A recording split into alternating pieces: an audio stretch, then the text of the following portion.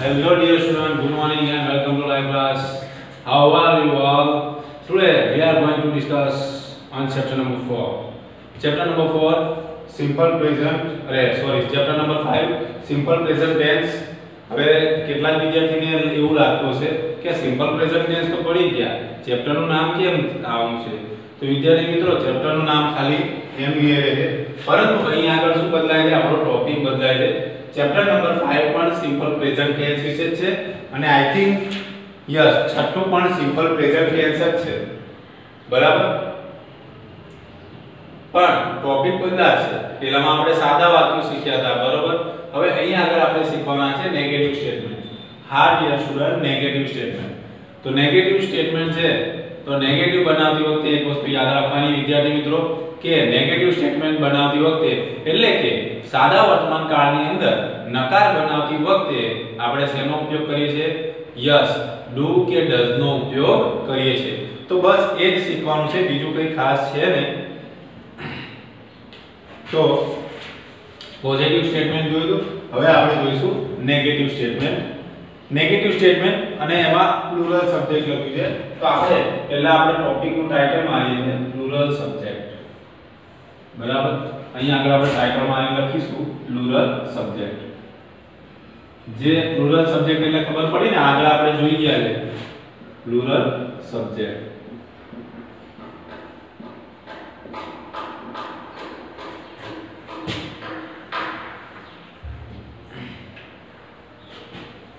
Plural subject ની અંદર તો આપણે જોઈએ પ્લુરલ સબ્જેક્ટ હોય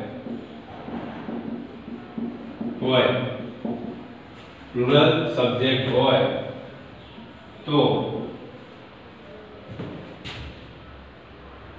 ડુ પ્લસ V1 વપરાય છે.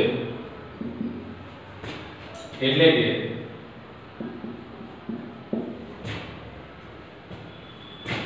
ડુ ની સાથે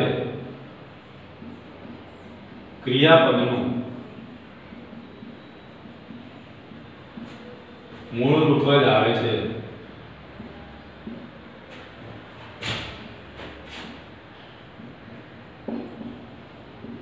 બરાબર, ખબર પડી ગઈ? પ્લુરલ સબ્જેક્ટ હોય તો ડુ પ્લસ V1 વપરાશે, એટલે કે ડુ ની સાથે ક્રિયાપદનું શું આવશે? મૂળ રૂપ જ આવશે. એટલે યાદ રાખવાનું, ડુ લખવાનું, ડુ ની જોડે ક્રિયાપદનું મૂળ રૂપ વપરાય છે. પણ અહીંયા એક વસ્તુ લખવાની છે આપણે, ડુ પ્લસ V1. અહીંયા આગળ એક શબ્દ લખવાનો છે આપણે, તો અહીંયા આગળ ડુ નોટ લખી નાખો, ડુ નોટ પ્લસ V1, બરાબર? પ્લુરલ સબ્જેક્ટ હોય તો ડુ પ્લસ V1 વપરાય છે, એટલે કે ડુ ની સાથે ક્રિયાપદનું મૂળ રૂપ વપરાય છે. અને ડુ સાથે નોટ મૂકવાથી આપેલ વાક્યનું નકાર બને છે.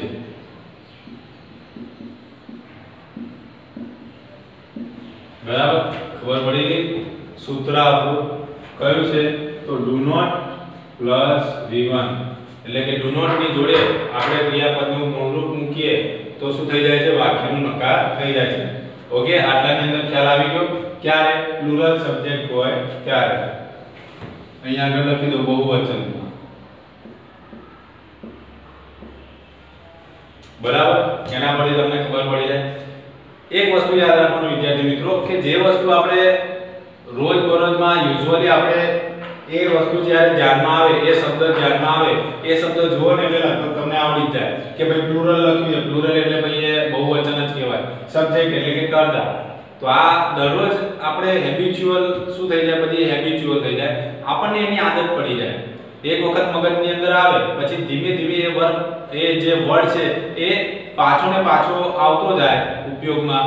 એટલે જેટલી વખત ઉપયોગમાં આવે એટલી વખત શું થઈ જાય? આપણું મગજ જે છે એની શું આદત બનાવી લે છે. એટલે પછી આપણને ઓટોમેટિકલી આપણા મગજમાં વળાઈ જાય અને આપણને એ શબ્દ આવડી જાય છે, એનો મીનિંગ ખબર પડતો થઈ જાય છે. તો હવે કદાચ હું તમને પૂછું પ્લુરલ સબ્જેક્ટ તો તમને કદાચ ગુજ ના થાય, બરાબર? કન્ફ્યુઝન ના થાય. ઓકે, આટલું ખબર પડી? હવે આટલું લખી દીધા પછી આપણે એક એક્ઝામ્પલ જોઈ લઈએ. પહેલા નંબરમાં ડુ ડઝ ક્યાં વપરાય છે ખબર છે તમને? આપણે લગભગ પહેલા લખાયેલું છે.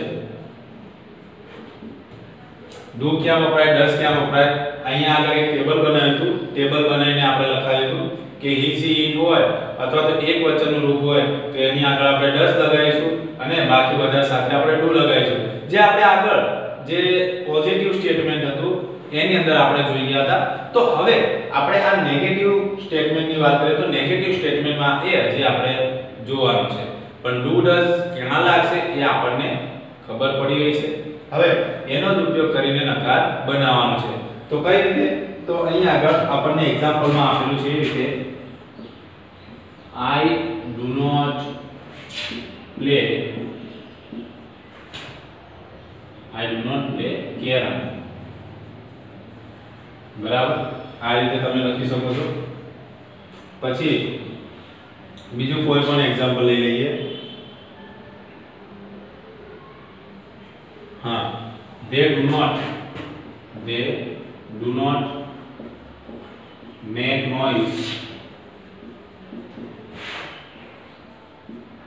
in class. બરાબર? they do not make noise in class. તો આવા જે શબ્દો છે વિદ્યાર્થી મિત્રો, આવા જે શબ્દો જે આ પ્લુરલ સબ્જેક્ટ છે એ અને આઈ તો મેં તમને કહ્યું તો આઈ શું છે? અપવાદ રૂપ છે. એ એક વચન હોવા છતાં પણ એની સાથે શું લાગે છે? ડુ લાગે છે. બરાબર? ખ્યાલ આવી ગયો? પછી બીજું ગમે તે લખી શકાય કે ભાઈ student do not do their homeworks. વિદ્યાર્થીઓ તેમનું હોમવર્ક કરતા નથી. આ રીતે આપણે બનાવી શકાય. બરોબર ને? ખ્યાલ આવી ગયો? યસ. તો આ જે પ્લુરલ સબ્જેક્ટ છે તેમાં આ રીતે do not મૂકવામાં આવે છે. તો કયા કયા? તો they, we, you, they અને બહુવચનનું રૂપ હોય તો આપણે do not નો ઉપયોગ કરીએ છીએ. આ એ જ રીતે અહીંયા આગળ એક એક્ઝામ્પલ લખ્યું છે. બીજું એક લખી દઈએ કે ભાઈ lions. શું લખ્યું છે? lions do not live on fruits and vegetables.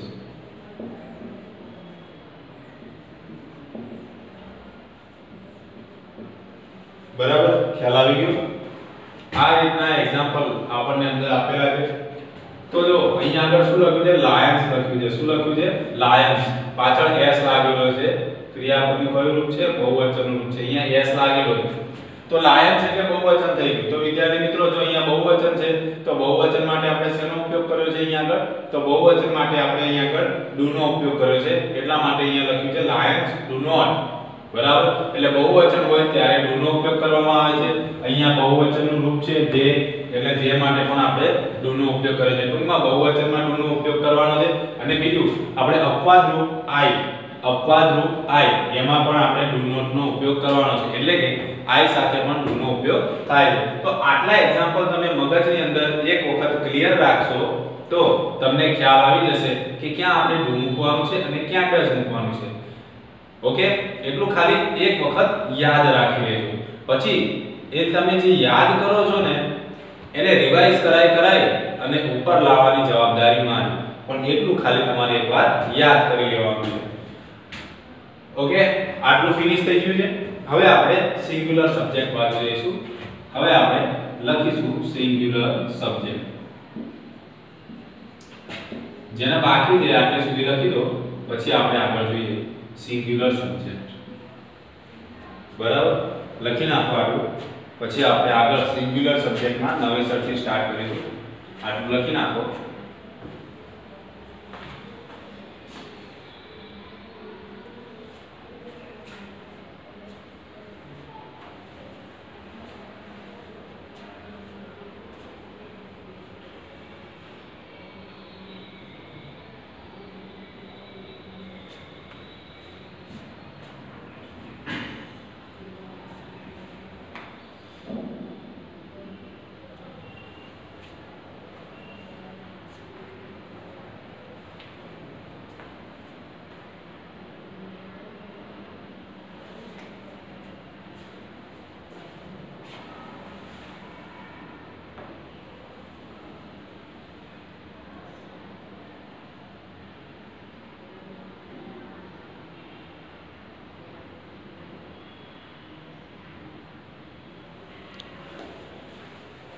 Okay, તો હવે આપણે આગળ સ્ટાર્ટ કરીએ સિંગ્યુલર સબ્જેક્ટ.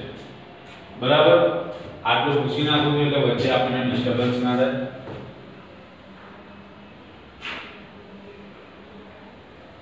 ટાઇટલ માર્યું સિંગ્યુલર સબ્જેક્ટ. ટાઇટલ માં દેજો આટલું લખાઈ જાય એટલે સિંગ્યુલર સબ્જેક્ટ.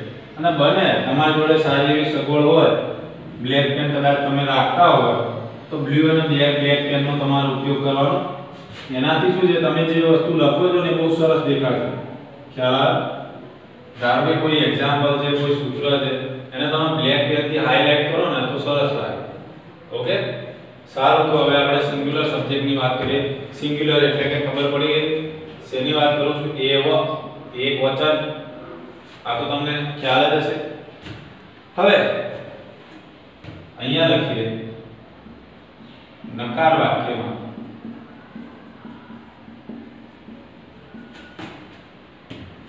સિંગ્યુલર સબ્જેક્ટ સાથે does not plus v1 નો ઉપયોગ થાય છે.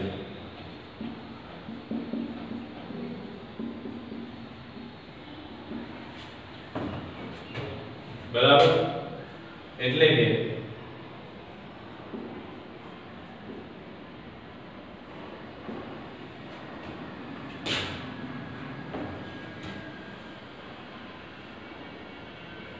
he she it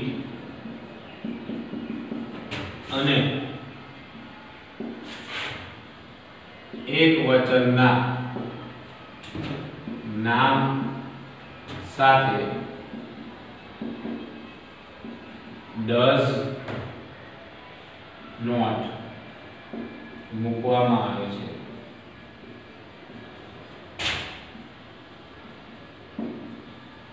અને વાક્યને નકારમાં ફેરવવામાં આવે છે.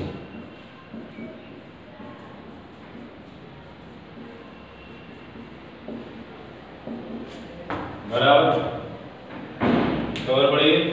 ચલો એક્સપ્લેન કરી લઈએ. તો જોઈ લો પહેલા, નકાર વાક્યમાં સિંગ્યુલર સબ્જેક્ટ સાથે does not plus v1 નો ઉપયોગ થાય છે. એટલે કે he she it અને એક વચનના નામ સાથે does not મૂકવામાં આવે છે અને વાક્યને નકારમાં ફેરવવામાં આવે છે. તો યાદ રાખવાનું, જ્યારે પણ કોઈ એક વચનનું રૂપ હોય, એટલે કે કોઈ એક વચનમાં કોઈ વ્યક્તિનું નામ હોય, બરાબર, એટલે કે કોઈ એક વચનનું નામ હોય તો આપણે does નો ઉપયોગ કરીએ છીએ. એટલે કે does not મૂકીને આપણે એને શું કરીએ છીએ? નકાર બનાવીએ છીએ. v1 એટલે કે શું? ક્રિયાપદનું મૂળ રૂપ મૂકવામાં આવે છે. does ની સાથે શું કરવામાં આવે છે? v1 એટલે ક્રિયાપદનું મૂળ રૂપ મૂકવામાં આવે છે. બીજો એક નિયમમાં લખાવો છે, તમારે યાદ રાખવાનો છે. ચલો તો પછી લખી નાખીએ. અહીં આગળ બીજો એક નિયમ લખવાનો છે કે does મૂકતી વખતે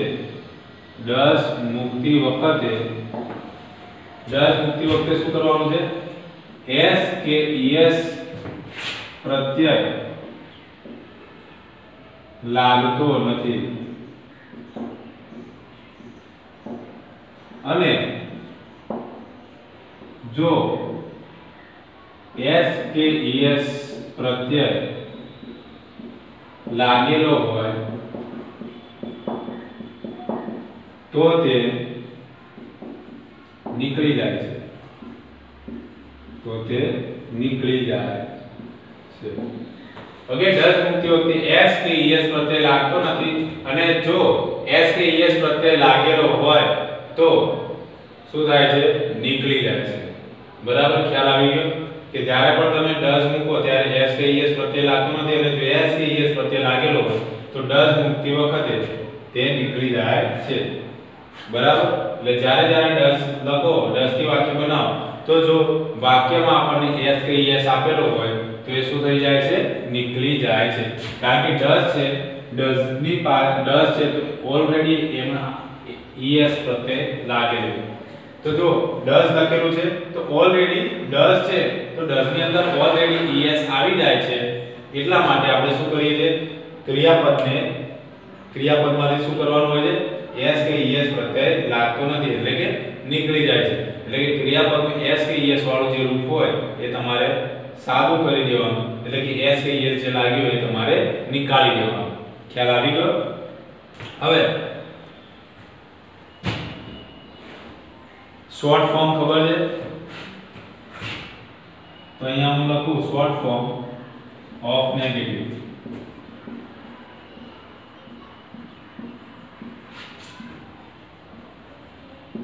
શોર્ટ ફોર્મ ઓફ નેગેટિવ કઈ રીતે તો ભાઈ ડુ નોટ એનું થશે ડોન્ટ અને ડઝ નોટ એનું થશે ડઝન્ટ લખી નાખો આટલું પછી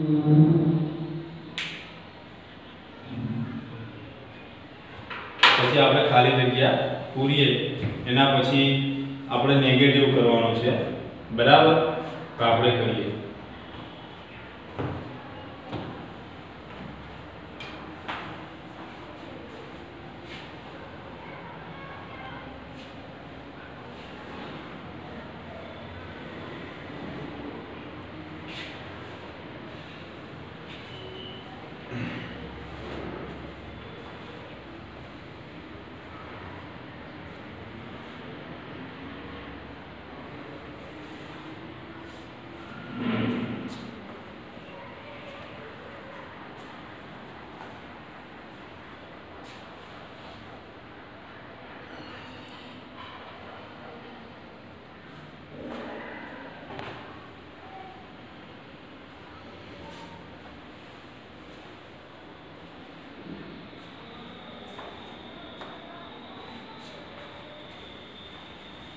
ઓકે ડિયર સ્ટુડન્ટ લખાઈ ગયું તો કેટલી ખાલી જગ્યા છે એ ખાલી જગ્યા આપણે જોઈએ તો હવે ટાઇટલ મારો તમે એના પછી ટાઇટલ મારો એક્સરસાઇઝ ચલો એક્સરસાઇઝ નું ટાઇટલ મારો ત્યાં સુધી બોર્ડ રફ કરી દો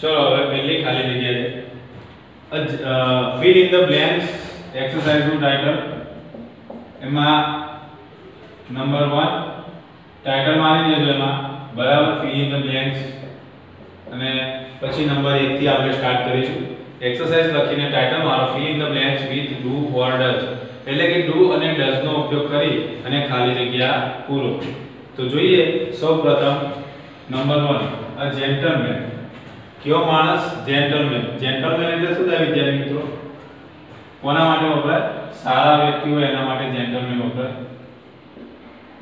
gentleman a gentleman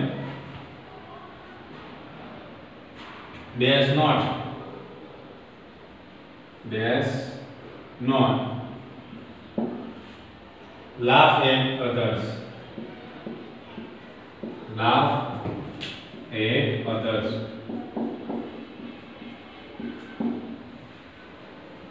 number B my father does not drive my father does not drive his car very fast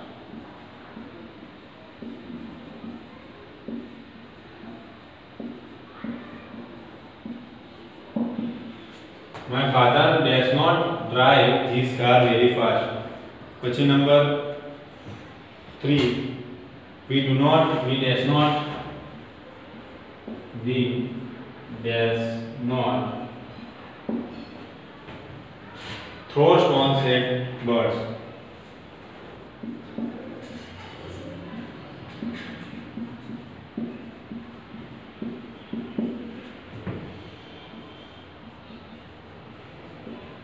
We does not throw stones at birds.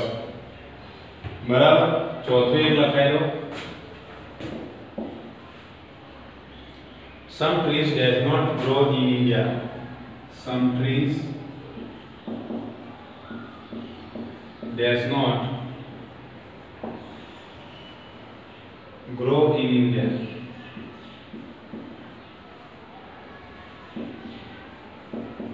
ઇન્ડિયામાં આઈ હંમેશા શું આવે? કેપિટલ. દેશના નામનો પહેલો અક્ષર આપણે કેપિટલ કરવાનો હોય. હવે અહીં આગળ જોઈએ અ જેન્ટલમેનની વાત થાય છે ડિયર સ્ટુડન્ટ. અહીંયા શું લખ્યું છે? અ જેન્ટલમેન. એ આર્ટિકલ વાપરો. એ આર્ટિકલ વાપરે ધેટ મીન્સ કોઈ એક વ્યક્તિની વાત થાય છે અને આપણે શીખી ગયા છીએ કે કોઈ એક વ્યક્તિની જો વાત થતી હોય તો આપણે શું મૂકવાનું હોય? ડુ કે ડઝ? યસ, ઓબવિયસલી અહીં આગળ આવશે ડઝ. કારણ કે એક વચનમાં શું વપરાય છે? ડઝ.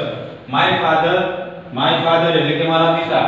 અહીં આગળ એક વચનનું રૂપ છે કે બહુવચનનું રૂપ છે? માય ફાધર એ યસ એક વચનનું રૂપ છે. તો અહીં આગળ શું લખીશું? ડઝ લખીશું. અહીંયા વી એક વચનમાં આવે કે બહુવચનમાં આવે? વી કોનું બહુવચન છે? તો આઈ નું બહુવચન છે વી. તો વી ની સાથે શું આવે? ડુ આવે કારણ કે બહુવચન છે. ચોથું સમ ટ્રીઝ. અહીં આગળ જો સમ ટ્રીઝ લખેલું છે એટલે કે ટ્રીઝ લખ્યું છે એટલે કે બહુવચન છે. ટ્રીઝ લખેલું એટલે એકવચન કે બહુવચન? તો બહુવચન. બરાબર. કારણ કે અહીંયા ઘણા બધા ઝાડની વાત થાય છે. સમ ટ્રીઝ એટલે ઘણા ઝાડ, વૃક્ષો. શેની વાત થાય છે? વૃક્ષો. તો આ વૃક્ષોની અહીં આગળ વાત થઈ છે એટલે કે બહુવચન છે. તો બહુવચન છે એના માટે શું આવે? ડુ આવશે. Some trees do not grow in India. તો બાકીની જે ખાલી જગ્યા છે એ તમારે જાતે લખી નાખવાની છે. બરાબર. 5મી, 6ઠી, 7મી, 8મી તો હોમવર્કમાં ખાલી જગ્યા નંબર 6 થી 8 ગ્રામરમાં લખી લાવજો. આ રહ્યું આજનું આપણું હોમવર્ક. પછી આપણે ક્વેશ્ચન નંબર 2 ત્યાંથી આપણે નેક્સ્ટ લેક્ચરમાં જોઈશું. આજના લેક્ચરમાં અહીંયા સુધી. Okay, good bye and take care of yourself.